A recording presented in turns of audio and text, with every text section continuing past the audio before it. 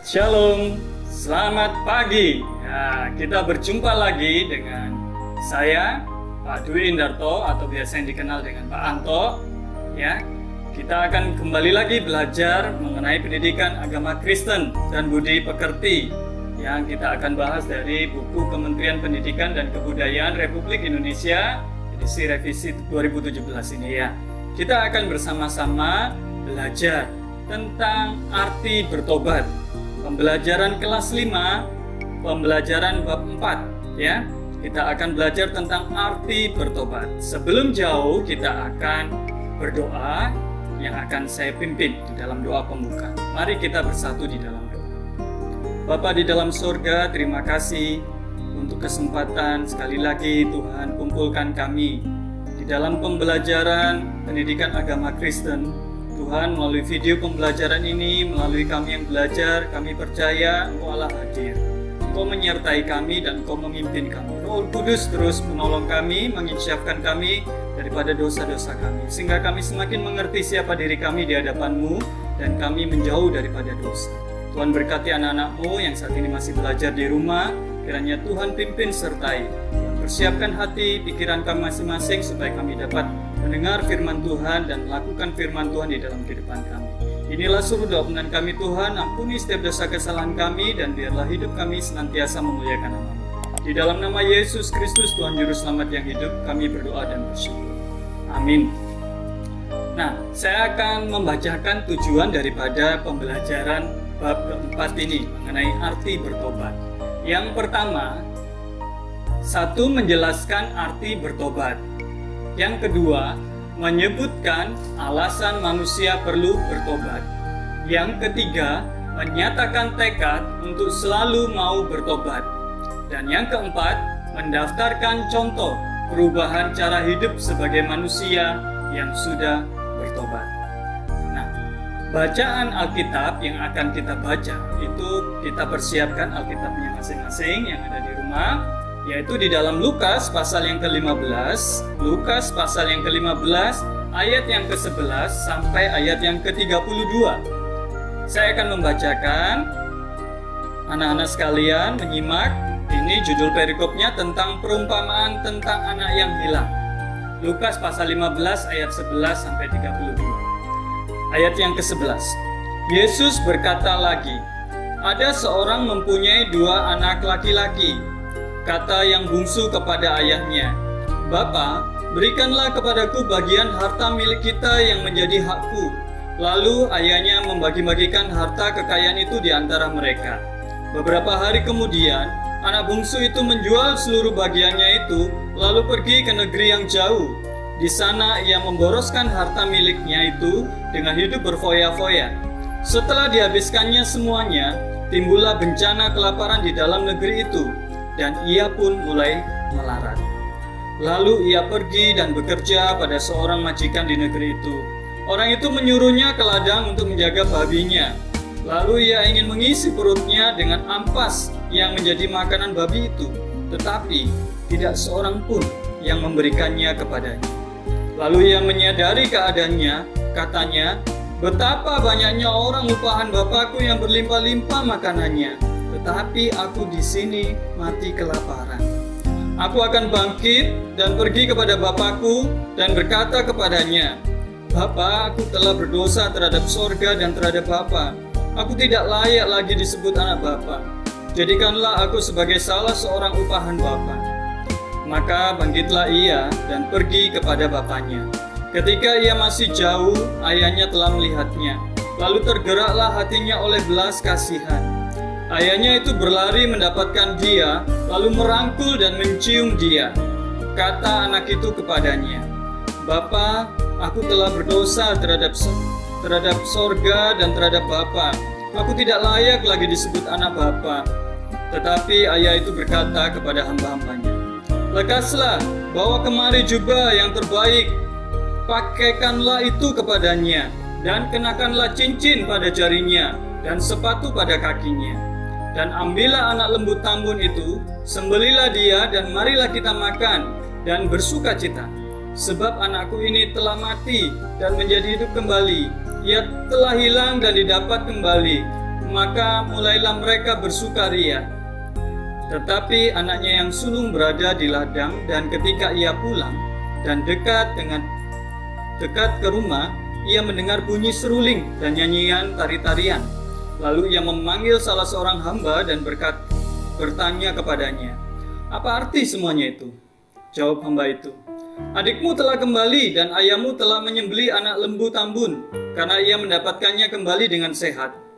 Maka marahlah anak sulung itu dan ia tidak mau masuk. Lalu ayahnya keluar dan berbicara dengan dia. Tetapi ia menjawab ayahnya, katanya, "Telah bertahun-tahun aku melayani Bapa, dan belum pernah aku melanggar perintah Bapa.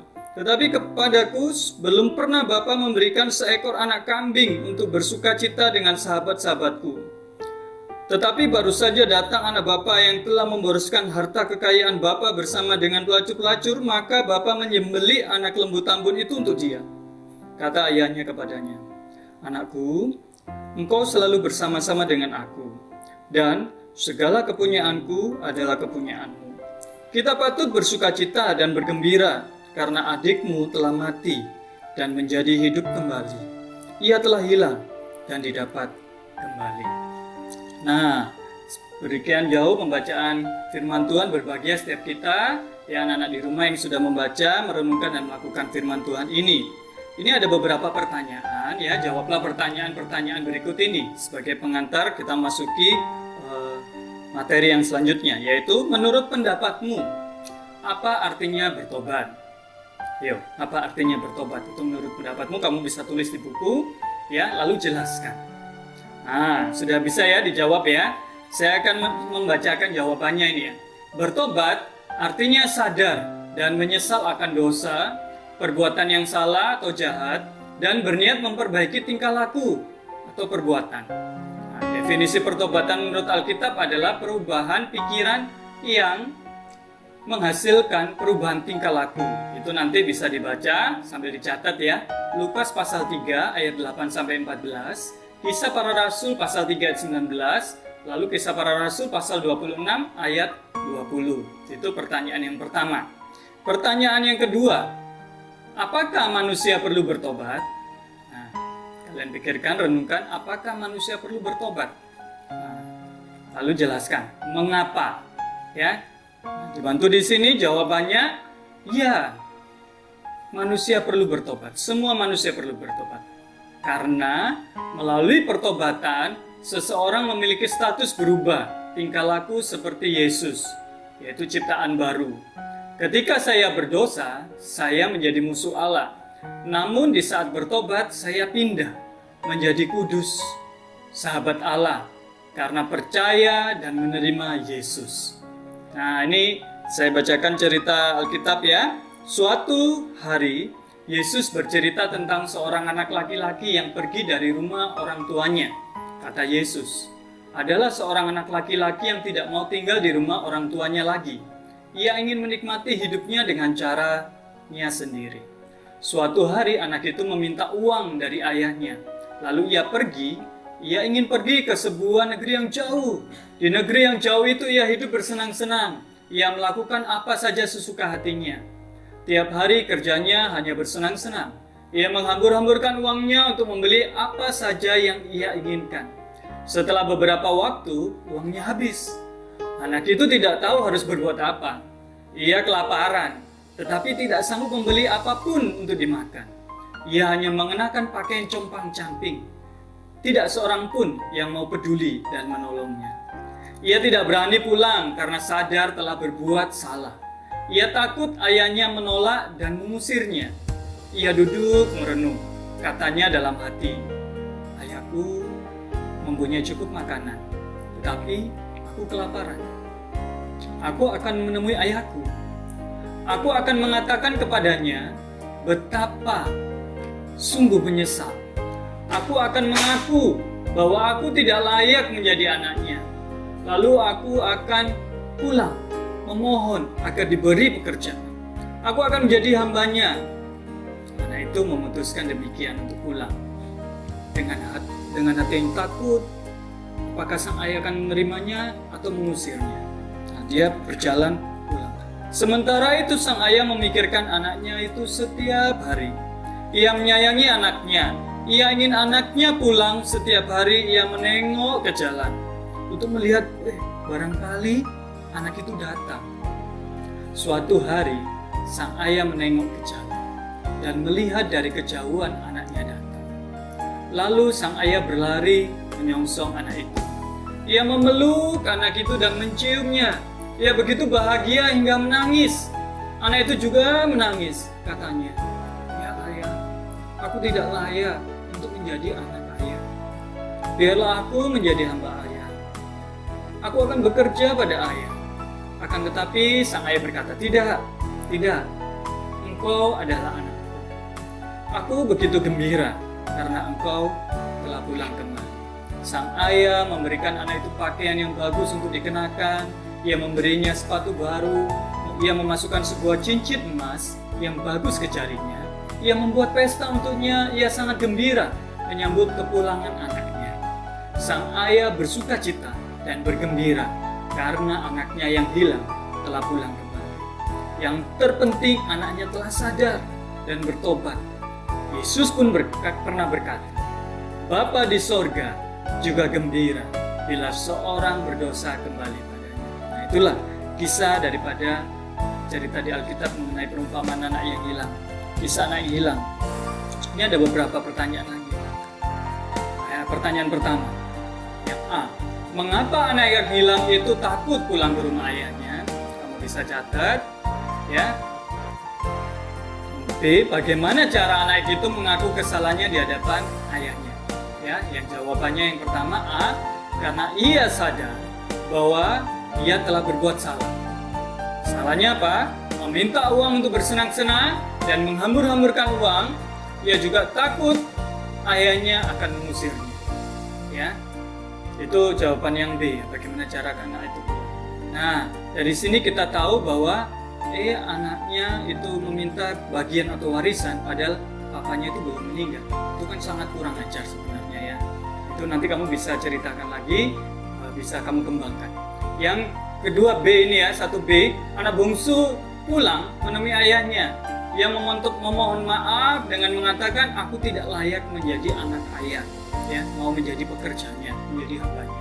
Nah, itu caranya, pikirannya ada di situ. Pertanyaan yang kedua, jika kamu melakukan kesalahan yang sama seperti kisah anak yang hilang tersebut, bagaimana perasaanmu?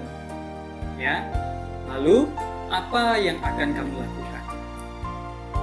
Ini kalau saya, ya, perasaan saya itu malu, ya, takut, sedih, itu ada pasti, ya. Itu kamu bisa juga jawab. Yang B, yang akan saya lakukan yaitu mengakui kesalahan, lalu berubah, ya, menjadi taat dan hormat, mengasihi orang tua. Lalu yang ketiga, pertanyaan yang ketiga, hal apa yang kamu pelajari dari kisah perumpamaan anak yang hilang? Ya, dari kisah ini kita belajar menjadi anak harus taat, hormat dan mengasihi orang tua. Tidak boleh meminta harta untuk hidup bersenang-senang tanpa memikirkan masa depan. Nah, yang D, bagian D kita akan lebih lanjut. Saya akan bacakan mengapa perlu bertobat. Yesus pernah bercerita tentang seorang anak yang melakukan suatu tindakan yang menyedihkan hati ayahnya. Cerita ini dikisahkan di dalam Injil Lukas pasal 15 ayat 11 sampai 32. Anak yang diceritakan pada kisah ini adalah anak yang telah menyakiti hati ayahnya. Ia memaksa ayahnya untuk memberikan uang kepadanya. Uang itu digunakan untuk berfoya-foya dengan teman-temannya. Ia menghabiskan semua uang yang ada. Ketika ia tidak memiliki uang untuk hidup dan makan, saat itulah timbul kesadaran bahwa dirinya telah melakukan kesalahan yang besar dalam hidupnya. Anak itu sadar bahwa ia telah menyakiti hati ayah yang begitu mengasihinya. Ia pun menyesali apa yang telah dilakukannya. Anak itu kembali ke rumah ayahnya karena ia telah sadar. Anak itu telah menunjukkan pertobatan melalui penyesalan. Ia sadar telah melakukan kesalahan dan ingin kembali ke rumah ayahnya. Ia segera pulang menemui ayahnya serta mengakui kesalahannya. Itulah yang dimaksud dengan pertobatan. Pertobatan adalah perubahan pikiran yang menghasilkan perubahan tingkah berlaku. Dalam Perjanjian Baru, kata bertobat atau pertobatan berarti perubahan pikiran disertai dengan penyesalan dan perubahan perilaku. Perubahan pikiran dan hati atau perubahan kesadaran pertobatan melibatkan 3 hal mendasar di dalam diri manusia, yaitu pikiran, perasaan, dan kehendak atau keinginan. Orang yang bertobat mengalami perubahan pikiran dari yang tidak tahu, tidak mengerti, atau tidak sadar akan dosa-dosanya menjadi tahu, mengerti, dan sadar akan dosa-dosanya. Orang-orang yang bertobat juga mempunyai kehendak untuk keinginan berubah dari pikiran, perbuatan, atau hidup mereka yang berdosa.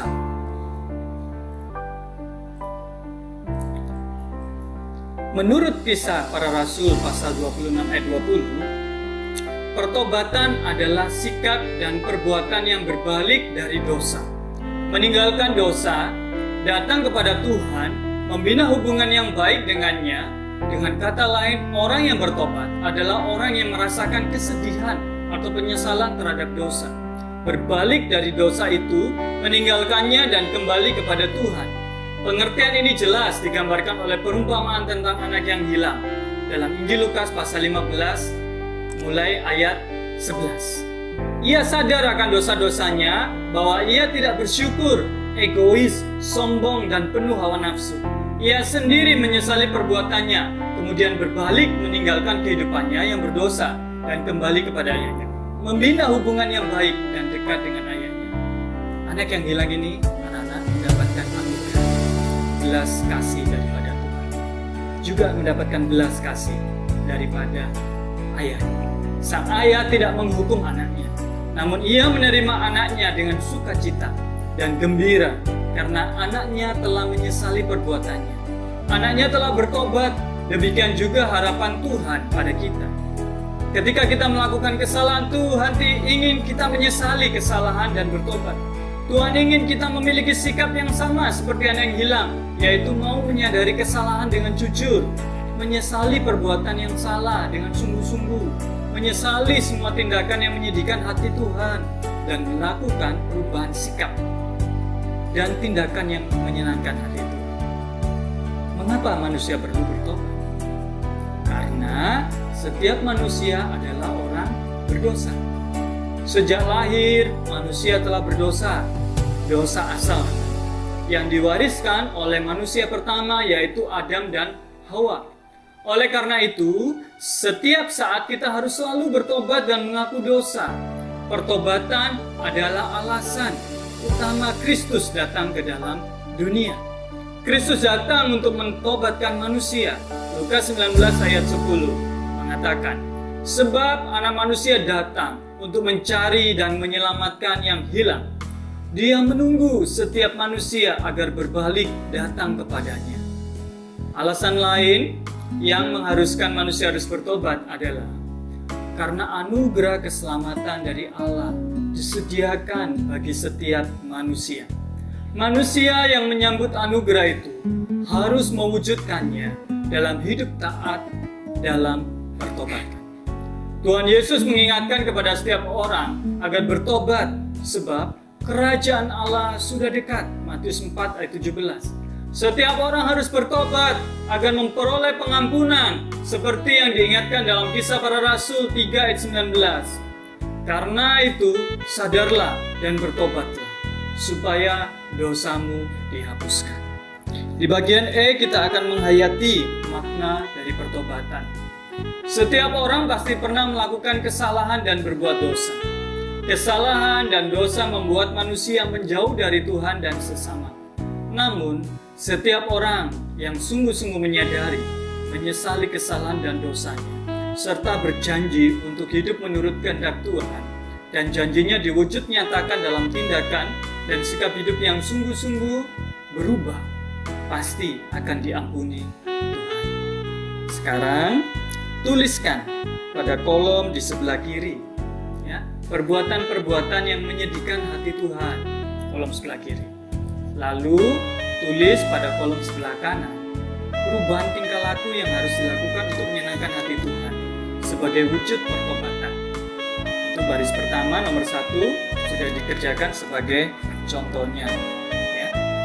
Baris pertama itu nomor 1, tindakan yang menyedihkan hati Tuhan. Contoh, mengucapkan kata makian. Ya, tahu ya kata makian ini ya, atau kata kasar dan kata yang tidak sopan. Nah, itu tindakan menyedihkan hati Tuhan di kolom sebelah kiri. Kolom sebelah kanannya diisi perubahan tindakan yang menyenangkan hati Tuhan apa? Perubahan sikapnya yaitu bertutur kata yang santun. Ya, tidak makian tetapi santun, halus dan sopan, menghargai sesamanya. Intinya di sana. Yang kedua, mungkin bisa kalian tuliskan 10 poin di bawah. Ini ada contoh. Misalkan yang kedua, mencuri pensil teman. Tindakan yang berubah memberi pensil gratis kepada temannya, ya, diberi. Yang ketiga, berbohong kepada teman. Ya, tindakan yang berubah menyenangkan hati Tuhan itu berkata jujur. Tindakan keempat, menginginkan barang teman. Ya, tindakan yang berubah menyenangkan hati Tuhan mengucap syukur dengan apa yang ada. Nomor 5, itu malas belajar. Nah, siapa ini malas belajar di rumah? Ya, main game aja. Nah, tindakan yang berubah itu apa? Ya, sekarang rajin belajar walaupun mandiri, walaupun di rumah tetap punya semangat. Ada kerajinan belajar mandiri. Ya, untuk apa? Untuk dirimu sendiri, supaya kamu tidak ketinggalan pelajaran dan terus belajar firman Tuhan khususnya, ya. Terus apa? 6, suka marah. Ayo, siapa yang suka marah di rumah? Ya, ini yang perubahannya menyenangkan hati Tuhan yaitu apa? Sabar, itu ya. Sabar, tidak suka marah. Nomor 7, iri hati. Ya, itu lawannya atau perubahan yang menyenangkan hati Tuhan. Sikap berubahnya apa? Ya, bersyukur bisa atau tidak iri hati, lalu mengucap syukur dengan apa yang kita punya, ya, tidak iri, tidak membandingkan dengan orang lain. Yang ke-8, sombong. Nah, itu perubahannya apa? Ya, belajar untuk rendah hati, ya, tidak tinggi hati, tidak sombong, ya, tidak pamer-pamer, tetapi terus merasa diri rendah hati, perlu belajar dan merasa diri bahwa kita sama-sama manusia yang berdosa. Yang ke-9 itu melawan orang tua, seperti tadi contoh anak yang hilang. Perubahannya apa? Ya, taat kepada orang tua, minta maaf, minta ampun sama orang tua, terus berubah di dalam hidupnya. Taat orang tua, minta kita beribadah, berdoa, belajar, ya kita taat. Ya, 10, mencontek saat ulangan, apalagi sekarang ya, ulangannya di rumah, waduh, siap itu semuanya, KPM atau segala sesuatunya, karena tidak ada guru yang mengawasi. Nah, ini harus punya apa? Ketaatan, mengerjakan ulangan sendiri. Ya, diberi waktu oleh guru, ulangan harian atau ulangan TS, UAS, ya, mengerjakannya walaupun tidak melihat, Tuhan itu melihat. Nah, itu intinya ya, ketika kita sudah bertobat, menyenangkan hati Tuhan, maka perbuatan-perbuatan kita itu selalu yang baik, yang selalu memuliakan nama Tuhan. Nah, ini nanti kalian buatlah sebuah doa yang menyatakan tekad untuk sungguh-sungguh bertobat. Hayati dan praktikkan sungguh-sungguh doa yang kamu buat itu. Ini ada satu contoh doa yang dibuat. Tuhan Yesus, saya mengaku semua perbuatan dan sikap saya yang salah. Saya tahu bahwa semua itu menyedihkan hati Tuhan. Mulai saat ini Tuhan, saya berjanji akan berubah menjadi anak yang taat, yang menyenangkan hati Tuhan. Dalam nama Tuhan Yesus, amin. Ini contoh doa yang singkat ya. Kalian bisa tulis buat doamu sendiri. Kita akan belajar dari lagu. Dengan penuh penghayatan nyanyikan lagu yang berjudul Bertobatlah. Renungkanlah setiap kata yang kamu nyanyikan. Nyanyikan semua bait lagu itu. Sesudah menyanyikan 2 bait lagu itu tersebut, tuliskanlah pesan lagu tersebut untuk kamu ya. Pesannya apa? Ya, saya dibantu ya Pak Yusak akan mengiringi saya untuk lagu ini, lagu Bertobatlah. Ini lagu lama. Saya sendiri juga baru belajar, tetapi biar kita sama-sama belajar tentang lagu ini yang baik. Ada cuma 2 bait, refrennya kita ulangi. Ya, ada bait, ada ref. Dan kita ulangi dan hayatilah daripada lagu ini. Bertobatlah. Kita nyanyikan refnya dulu ya. Oh, baliklah pada Allah, jangan lambat, hai sobatku. Tuhan tunggu kepadamu. Oh, baliklah pada Allah. dan balik pada Bapa. Dia tunggu kau dengan kesetiaannya. Tuhan siap mengampuni dosamu. Oh, baliklah pada Allah. Oh, baliklah pada Allah. Jangan lambat, hai sobatku. Tuhan tunggu kepadamu. Oh, baliklah pada Allah. Mari balik pada tangan kasih-Nya. Di sanalah kau rasakan hangatnya. Kau kan hidup dalam kelimpahannya. Oh, baliklah pada Allah. Oh, baliklah pada Allah. Jangan lambat, hai sobatku. Tuhan tunggu kepadamu. Oh, baliklah pada Allah. Refnya dengan lembut. Oh, baliklah pada Allah.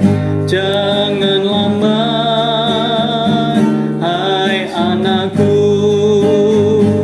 Tuhan tunggu kepadamu. Berbaliklah pada Allah.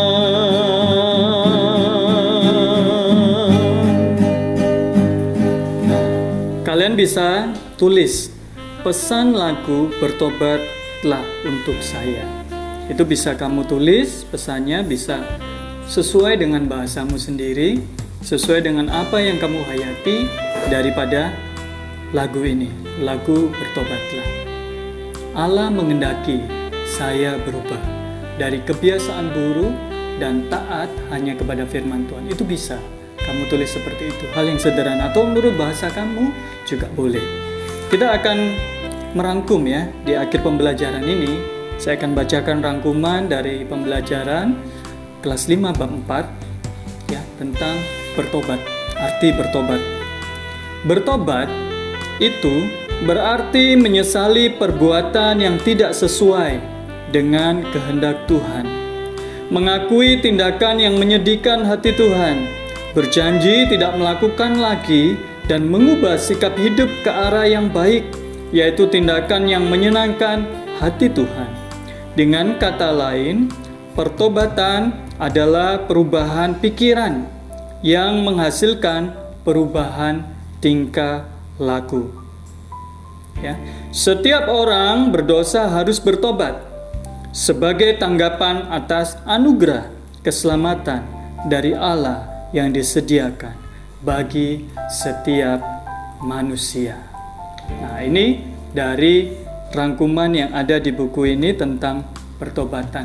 Jadi Tuhan Allah adalah penyelamat dunia. Ia sungguh mengasihi dunia sehingga mengutus Yesus Kristus datang ke dunia untuk memberikan keselamatan bagi manusia yang berdosa, yang percaya kepadanya. Dia datang untuk menyelamatkan isi dunia. Oleh karena itu kita harus percaya kepadanya agar kita selamat dari hukuman dosa. Mari kita bersatu di dalam doa. Allah penyelamat dunia, kami bersyukur atas anugerah keselamatan yang Allah berikan bagi kami. Tolonglah kami untuk selalu percaya kepada Yesus Kristus sebagai juru selamat kami. Dalam nama Yesus Kristus, penebus dosa-dosa manusia, kami sudah berdoa dan bersyukur. Amin. Nah, sampai berjumpa kembali. kita sudah mengakhiri pembelajaran kali ini. Sehat-sehat selalu, tetap semangat, dan jangan lupa selalu berdoa dan beribadah. Karena ibadah itu berguna untuk kehidupan sekarang dan kehidupan akan datang. Tuhan Yesus memberkati. Baliklah pada Allah. Refrennya dengan lembut kita nyanyi. Oh baliklah pada Allah, jangan lambat kepadanya.